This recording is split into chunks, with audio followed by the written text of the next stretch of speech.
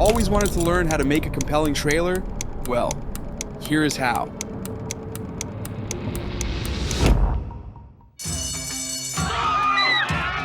A great trailer isn't just a collection of scenes. It's a mini story that hooks viewers and leaves them wanting more.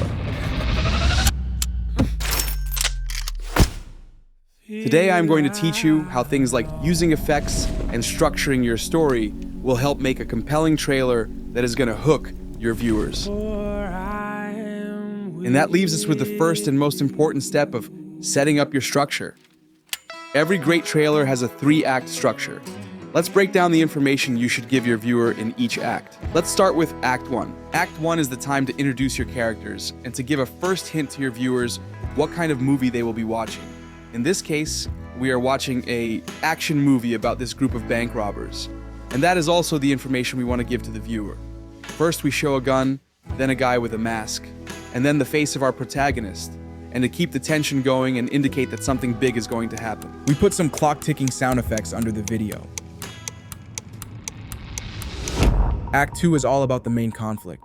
In this case, that is the bank robbery itself. We show a lot of the action and high adrenaline shots in this act of the trailer. If you are making an action movie like this, cool little montages can help showcase some important moments in a short amount of time. Then comes Act 3. Act 3 is the crescendo of your trailer.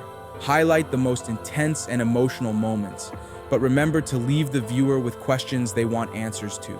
Like, why are they throwing money in the fire? Or will the investigator catch them? And that is all you need to make a compelling trailer.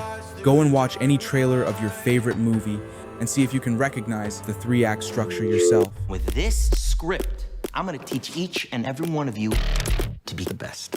This is the greatest company in the world! Want to learn more about filmmaking? Then subscribe to my channel.